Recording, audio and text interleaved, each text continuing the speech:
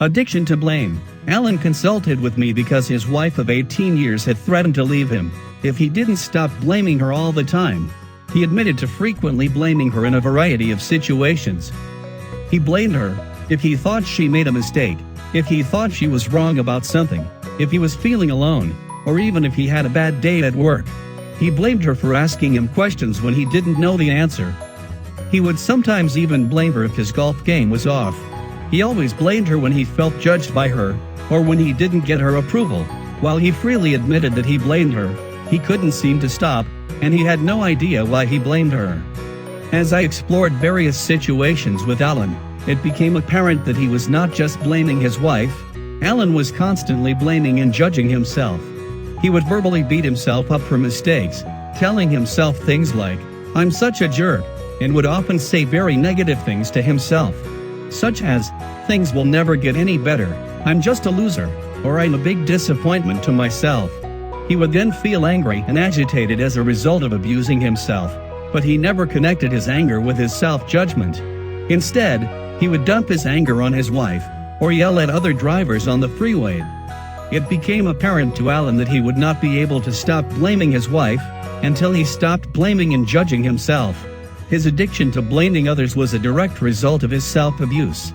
The problem was that Alan had learned to be very self-indulgent regarding his thoughts.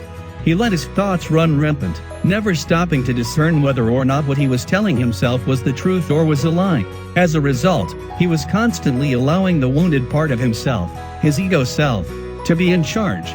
And this part of him was filled with all the lies he had learned in the 46 years of his life.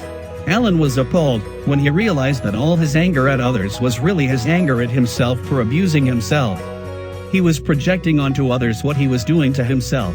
He saw that he was especially sensitive to others' judgment because he was so judgmental of himself. As we explored why Alan was so self-abusive, he realized that he believed that if he judged himself enough, he could have control over getting himself to do it right. He realized this wasn't true by an experience he had playing tennis. "I played last Wednesday and I was in a really good mood. I was just playing for the fun of it, rather than to play well, and I played my best game ever. The very next day I played worse than I have for a long time. I realized that, having done so well on Wednesday, I now wanted control over doing as well on Thursday. As soon as I tried to control it, I lost it. I want to stop doing this, but I've been doing it my whole life. How do I stop?" Stopping any addiction is always a challenge. Changing our thought process is especially challenging. However, there is a process available, but it will work only when you really want to change. Changing from being self-abusive to self-loving has to become more important to you than continuing to try to control yourself through your self-judgments. Number 1. Pay attention to your feelings. Learn to be aware of when you are feeling angry, anxious, hurt, scared, guilty, shamed, depressed, and so on.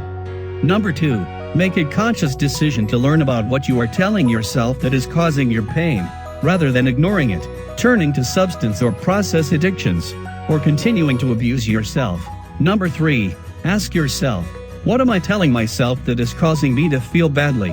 Once you are aware of what you are telling yourself, ask yourself, am I certain that what I'm telling myself is the truth, or is it just something I have made up? Then ask yourself, what am I trying to control by telling myself this? Number 4. Once you are aware that you are telling yourself a lie that is causing you to feel badly, and why you are telling it to yourself, ask the highest, wisest part of yourself, or ask an inner teacher or a spiritual source of guidance, what is the truth? When you sincerely want to know the truth, it will easily come to you. Number 5. Change your thinking. Now tell yourself the truth. Number 6. Notice how you feel.